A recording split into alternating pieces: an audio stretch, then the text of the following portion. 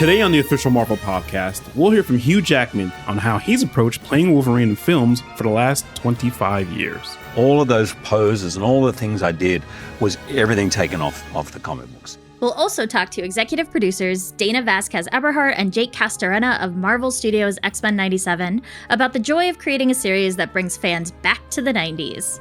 Obviously, the OG show is going to be our North Star. And in order to do that justice, you have to look at, well, what was the OG show's North Star? They didn't have their show. They went to the comics. Plus, we're diving deep into Wolverine's origin story. I'm Preeti Chibber. And I'm Evan Narcissus. And this is the Official Marvel Podcast.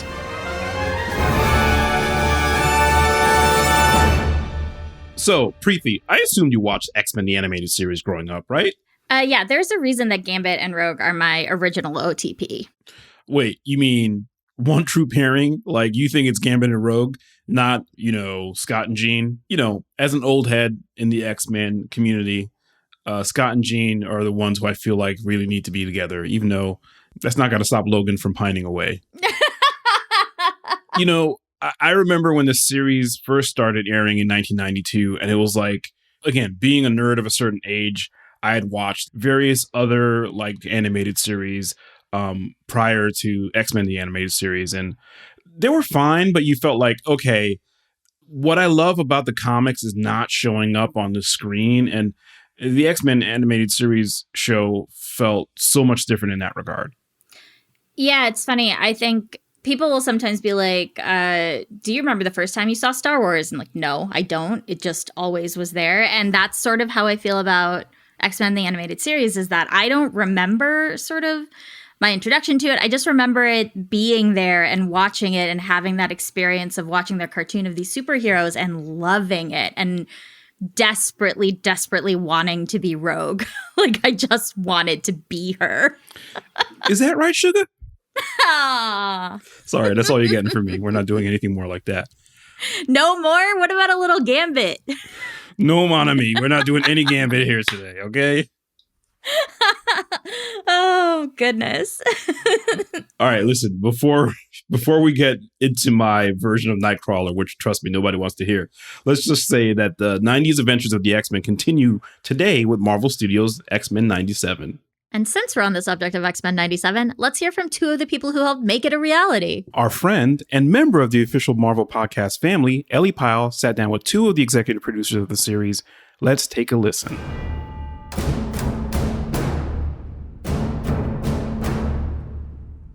My name is Dana Vasquez-Eberhardt. I am the VP of Animation at Marvel Studios and co-executive producer of X-Men 97. My name is Jake Castorena. I am the supervising producer on X-Men 97, and it's an absolute pleasure to be here. We're so glad you're here. So for listeners who might not be plugged into the X-Men world, what is this show? Well, if you're not plugged into the X-Men world, you're missing out. So get on that train as fast as humanly possible. Yeah, we are talking about X-Men 97, the spiritual successor and revival of the original X-Men 92 series. This is very much our fandom love letter to it, but in story terms, in canonical story terms, we've picked up this precious, wonderful baton, and we're continuing on. So it's a period piece. It's a 90s period piece told with the X-Men. Which I'm so excited about because I grew up on that series. But for folks who didn't, do they need to have started with that series in order to enjoy this new one?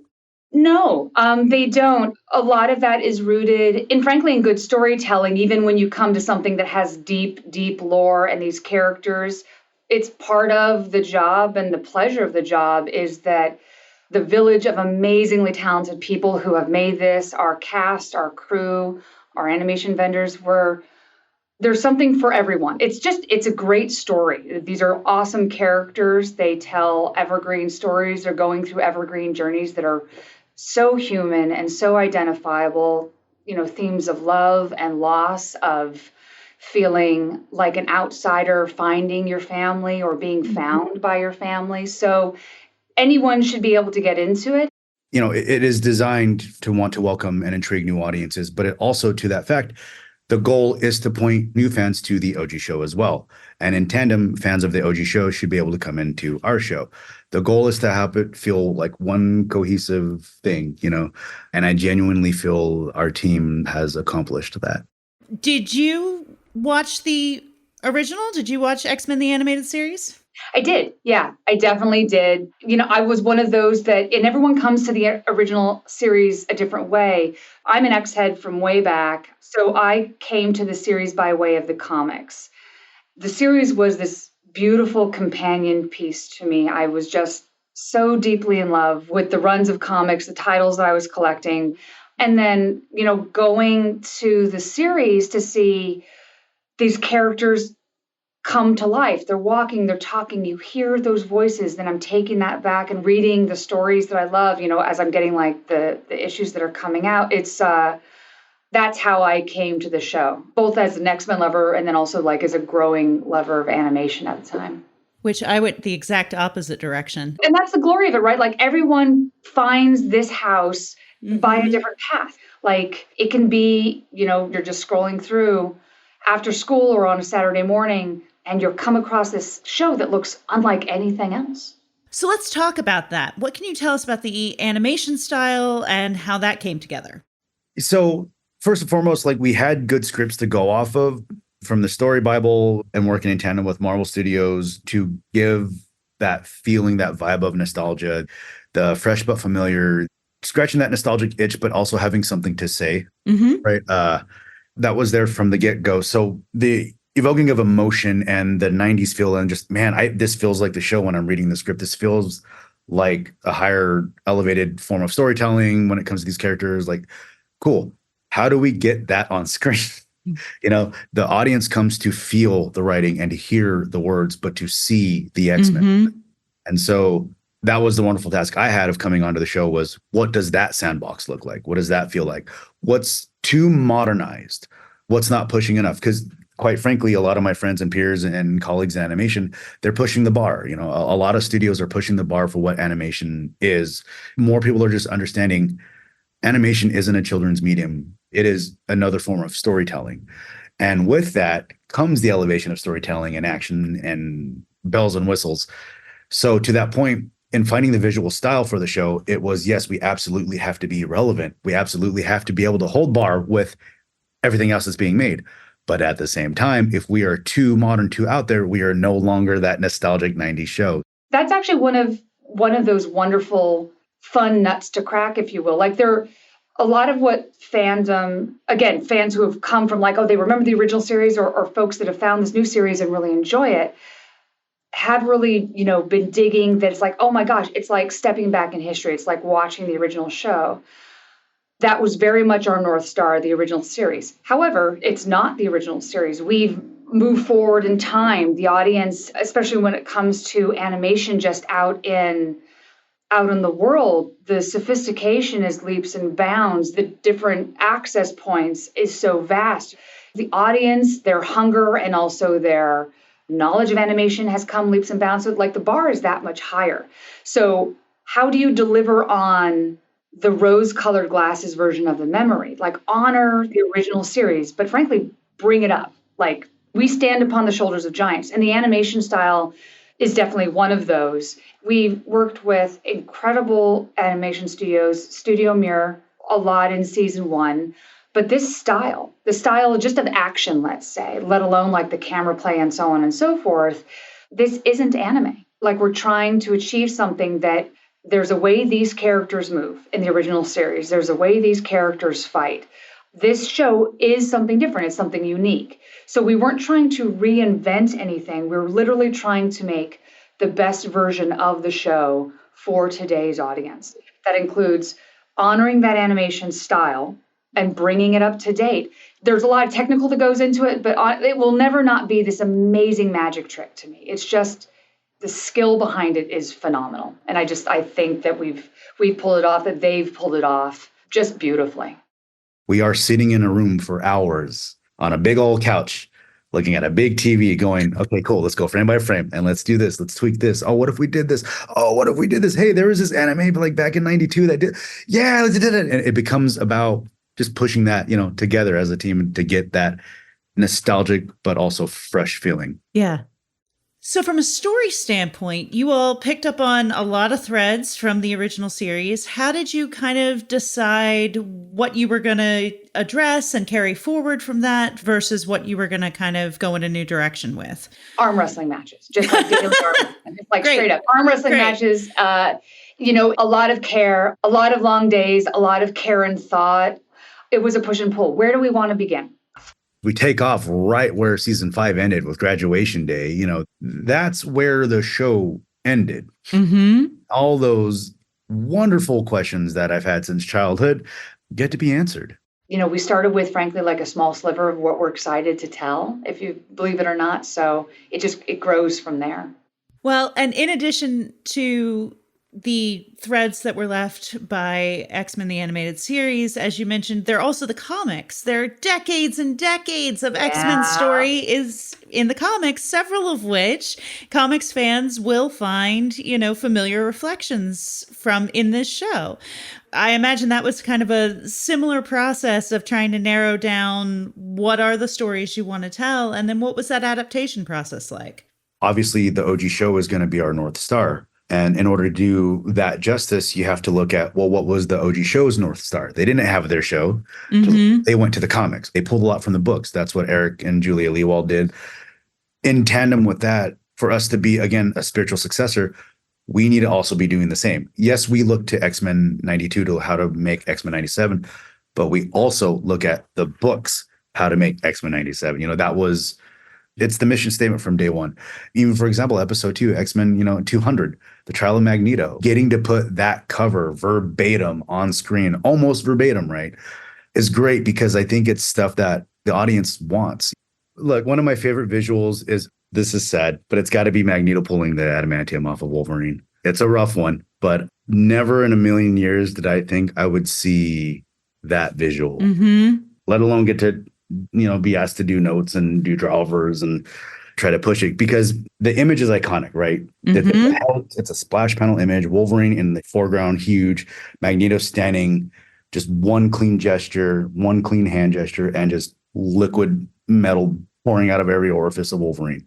But the funny part about that is that aspect ratio is a vertical ratio. It's not a horizontal like how we watch. So making that vertical composition work for a horizontal composition without changing too many things, that's where the fun was, and so like getting to just the little things, like in that panel, you don't see Wolverine's feet or legs, below the shin, it's kind of like gone. But in our shot, you see all of Wolverine because based on just how the composition is. So a fun little note was to go and like, oh, well, he's got adamantium coming out of his whole body. Why not his toes? Yeah. So, like went in, drew a hole in the boot, have his toes come out. It's like just little things. Yeah. But like that's one of them. I'm really proud on how it turned out. I'll take our Goblin Queen episode, right? Because everyone, I think Inferno, very much myself included, is a favorite. Like everyone loves Inferno. And you had asked previously, like, hey, is this like inside baseball deep cut for like, you have to know X-Men, or can like anyone come to it? But that episode, to answer your question, is a great example, because that actually, for fans who know Inferno, fans who know Goblin Queen and Sinister and that storyline, they know that we just dipped our toe in there, a whisper of what that story is. And what that story is, for those who aren't already familiar with Inferno, the late 80s storyline from the X-Men comics, Jean Grey was cloned by evil geneticist Mr. Sinister. That clone was Madeline Pryor, and she went on to become the Goblin Queen during a demonic takeover of New York. But what I think we were able to do is deliver on that promise. It delivers on those hallmarks of that story and those characters for fans who know them. So it's like, there she is. There's my favorite character. There's Madeline. There's the Goblin Queen. There's her journey. But for fans who are just coming in, they're like, hey, I like this journey of a woman who's feeling ostracized by the people who should celebrate her, who's trying to find her independence and autonomy, who's frankly getting really, really ticked off at the circumstances that she finds herself in. We can all get that. Like, you don't have to have read Inferno to understand the anger and journey that she in particular is going on. So that's one where it's like, how do you tell the stories? How do you pick and choose? How do you bring in those iconic stories and pack it all into 1 half-hour episode And that's a great example, I think, of where we were able to do it. It felt, as fans, it felt satisfying and fun to us. It leaves the door open. Who knows? Like, we did our best to deliver, and I think that was one where we took the hallmarks of the comics and made a really good story. Well, and you mentioned Madeline Pryor, who's one of many cameos that you all managed to get into this series. Do you have any particular favorite characters that you really push to make sure we're in there on the screen? You know, more often than not, because again, like when you find your tribe, and this is very much my tribe, it's like, oh, here you are, fellow X-Men fans, fellow animation fans. Quite often than not, like, it was those jam sessions where you just go, like, someone says a thing and then someone tops it. So, like, there really was no fight. There were a couple of times where I'm like, well, we got to do this. It's like, already got you, Dana. People are like ahead of me, and it, like, whether it's pitching a story or a cameo or a nod or a wink from the early days when it's in premise or in writing, or when the script goes into boarding, really fun hints. That's how you fill out these worlds. That's part of the layering that we have to do, that's inherent in X-Men always. It's so beautifully, you know, oftentimes self-referential and just like fun. That's part of the fun of it. It's like welcoming home old friends. Sinister's one of the villains that just, like, I love him so much, and I love Sinister. Like, I could continue gushing. It comes from a place of, like, genuine fandom that I get the privilege to call this my job, is sort of like, don't tell anybody. Like, it feels like I'm getting away with something. So you mentioned a couple of Easter eggy details already, but any things you snuck into the background or the fans should keep an eye out for on a rewatch? Well, for folks who are into those little tidbits and details, so I'll mention 3 of my favorites. One is in episode 5, our Genosha episode, Remember It, packed with things that happens, heartbreaking, heartwarming. I will freely admit, mostly heartbreaking, killed us when we made it. But, you know, the studio, Marvel Studios' first foray into animated series was What If. It began with a question. It began with a series. Some people have spotted it. I don't think everyone has, but, you know, if you look closely, you might see the Watcher. You might see the Watcher in the sky above. That was one. When I saw those few people, like, did anyone else catch this? I'm like, there you go. People are paying attention. So that's fun. Also, you'll notice that young Jean, when we go back, Jean is holding a Cyclops doll. Not of Scott Summers, but it's of the mythological Cyclops. So it's those little bits. And believe me, those aren't like some of like the deepest deep cuts and like those, they're like, oh, this led to that led to that storyline. But again, like, even this is me. This is the fangirl who's like, I could just get lost in those splash pages and all those details. I could get lost in like the details of the team in a seemingly domestic, fun setting, or like in a major fight. And if you look in a corner in the small bit of the frame, you see that maybe someone has a specific, they're making a gesture to another character, or they're picking up like a certain drink that like is a nod to something. Those are the details that I grew up and continue to love as an adult comic, you know, consumer. I love the medium. I will never stop collecting massive comic boxes that just keep growing. So those are the 3 that have given me, whenever we saw those, like as the reviews went on for those episodes, they made me smile each time. That's awesome. If you haven't already, make sure that you watch Marvel Studios' X-Men 97, streaming now on Disney+. And if you have watched it, go back and rewatch and look for all those little details. All 10 episodes are out now. Thank you so much. Thank you, Ellie. It was a pleasure. Same. Thank you for the enthusiasm. Thank you for talking. And thank you for the love and support for the show. It's always so cool to hear about how much love, care, and fun goes into building a story with this much nostalgia. Right? It's so great to hear that Dana's still collecting comics. Sometimes when you move or you get older, your life changes and you stop reading books on a regular basis. But it's really great to know that somebody who's got such an important hand in crafting this show is still keeping up with comics. You can really tell that the show was made by fans, first and foremost. We also heard Jay Castorena mention some iconic comic book art that inspired a few moments in X-Men 97. If you want to see what he was talking about, there's a link in our description that'll take you to the art on Marvel.com. And Evan, you actually got to talk to another big X-Men fan, member of our own official Marvel podcast crew, Nick Carrillo. Yep, I sure did. Nick and I got to cover one of my favorite guys in the Marvel Universe. I'm talking, of course, about Wolverine. Let's take a listen.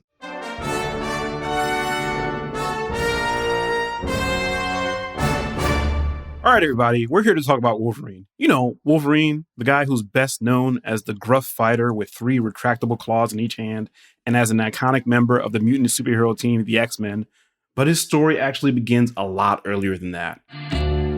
That's right, Evan. Wolverine, born James Howlett in Alberta, Canada during the late 19th century, had his mutant abilities triggered when his father was murdered by family groundskeeper Thomas Logan. The mutation resulted in the growth of 6 razor-sharp bone claws under young James's skin. Now, if you have a mental picture of Wolverine with those foot-long metal claws sticking out of his knuckles, replace that metal with gnarled bone. The metal claws come later, but before we get to that... In a fit of rage after the death of his father, James kills Thomas Logan with his claws, which was doubly tragic because Thomas Logan was James's real father. James flees to the wilderness, adopts the name Logan, and during this time, he lives among wolves. Yeah, you heard me, wolves. And has his first encounter with the violent and sadistic Creed family, which starts a lifelong blood feud with Victor Creed, aka Sabretooth, aka my personal favorite Wolverine villain, a feral mutant with a power set similar to Wolverine's. During this time, Logan also discovers even more mutant abilities, including enhanced speed, strength, and an accelerated healing factor. This healing factor renders him almost immortal. He's immune to poisons, drugs, disease, and aging. It also allows him to rapidly regenerate damaged or destroyed areas of his cellular structure. In fact, Logan has been punched, kicked, stabbed, shot, bitten, crushed, blown up, nuked, you name it. That healing factor makes him as good as new every time. And because he's nearly immortal, Wolverine has lived a long and varied life. After his time in the wilderness, he was drafted into World War I. Once the war was over, Logan spent some time in the Southeast Asian city nation of Madripoor, where he worked as an assassin. Shortly after that, Logan returned to the battlefield, once again as a soldier in World War II, where he fought alongside heroes like Captain America, Bucky Barnes, and Sergeant Nick Fury. After the war, Logan was plagued with guilt, so he traveled to Japan to seek redemption and atone for his sins. He found peace in the small village of Jasmine Falls and even fell in love with a woman named Itsu. But Wolverine's past will come back to haunt him as a brainwashed Bucky Barnes, now known as the Winter Soldier, murdered Itsu and their unborn child. Now, we haven't forgotten about those metal claws. It actually wasn't until he was found, abducted, and had his mind wiped by the Weapon X program, a secret government project whose sole purpose is to create super-powered weapons for the military. This involved genetic experimentation on human subjects, with the scientists trying to create mutations in humans or enhance already existing mutant abilities. In fact, the Weapon X program is responsible for bonding Logan's skeleton with the nearly indestructible metal adamantium. Those bone claws of his, they became even more deadly. This experiment transformed Logan into an absolute killing machine. The only reason he survived this excruciating and inhumane procedure at all was his healing factor. A blessing or a curse? You decide. Definitely a curse if you wind up on his bad side. Very true. It wasn't until after escaping this program and eventually connecting with the idealistic mutant telepath Charles Xavier that he joined the X-Men as a hero. During his tenure on the team, he's found love with fellow team member Jean Grey, mentored younger X-Men like Kitty Pryde and Jubilee, and has even gone on to lead the team and take over as the headmaster of Xavier's mutant training program. He also had plenty of solo adventures in Japan, becoming engaged to a woman named Mariko Yoshida for a time, and returned to Madripoor under the alias Patch, an eye patch-wearing sleuth and spy working out of the Princess Bar. And now, not only has Logan found family with the X-Men, but he's also started a family of his own. He has 2 Wolverine clones turned daughters named Laura Kinney, who also goes by the codename Wolverine, and Gabby Kinney, aka Scout. He also has a son named Akihiro, who goes by the name Daken, and more recently, Fang. Wolverine has been on several other teams besides the X-Men, including the Avengers, Fantastic Four, Alpha Flight, Team X, and multiple different iterations of X-Force, the tactical and lethal mutant-led team. Ultimately, Wolverine is the best there is at what he does. But what he does isn't very nice. Can you believe it has been 50 years since the 1974 comic book debut of Wolverine? 50. Gosh. That is incomprehensible. Yeah. 50 years of story is bananas. We're like little babies compared to him. We are. Wolverine's like our big brother. He can definitely beat up anybody else who bullies us, right? So that's good. That's right. And yet, when you start talking about the legacy of Logan, one name jumps to the top of the list. That, of course, is Hugh Jackman, who has portrayed the mutant hero on the big screen since 2000. Here's Hugh reminiscing about the early days and discovering the character of Wolverine.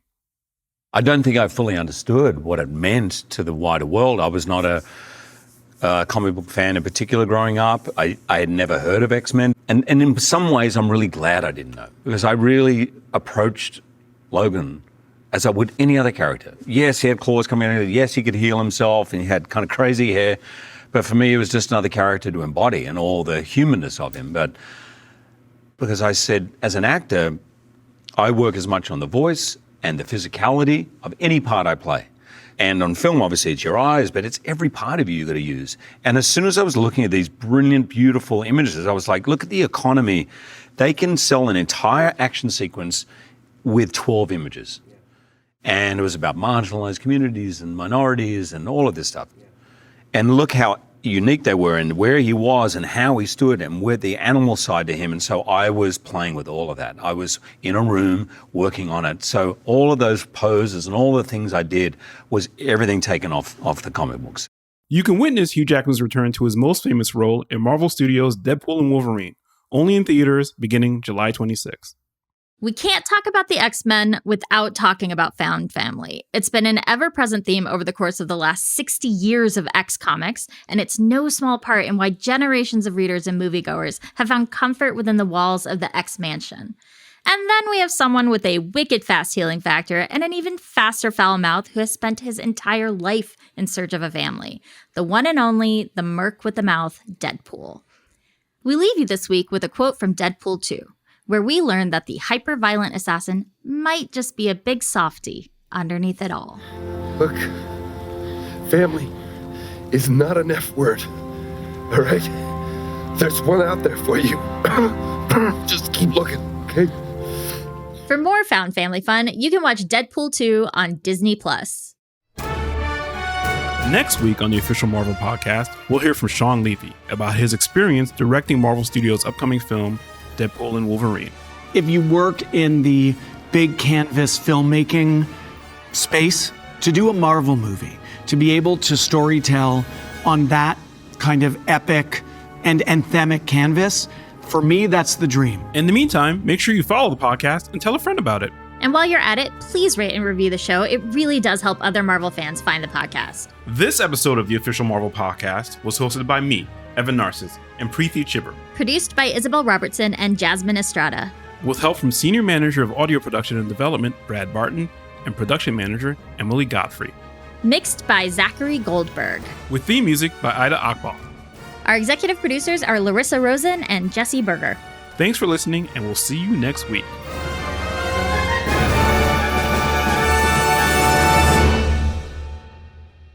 So Kevin was an assistant for Lauren Schuler-Donner, who was the producer. And I remember going into his office, and it was wall-to-wall comic action figures. I'd never seen anything like it. So he was my go-to for really getting the background, really getting the history. At the end of that audition, I said, I'm going to go to the airport. And Kevin said, I'll drive you to the airport. Let's grab some dinner. I'll drive you to the airport. I was like, mate, you don't... I said to him, it's okay. We all know what's going on here. Like, it's nice, but you don't do. And he goes, no, I want to. So he didn't just drive me to the airport. He took me to a steak restaurant, bought me a steak. I'm an actor. I was like, awesome, I'll take a free steak. And we sat there and we had an hour and a half at a steak restaurant. And then he went, dropped me off at the curbside. And I remember just saying, it was great to meet you. I'm not sure if I'll ever see you again. Probably not. And he goes, you never know, man. And why does it touch me? Because it really, at that time, was a 1 in a million chance that I was playing Wolverine. Could he easily have got a driver to take me to the airport? And would almost every other person who was working hard on a movie get the driver to take me to the airport? Absolutely. But he was just like a mensch. He's a mensch.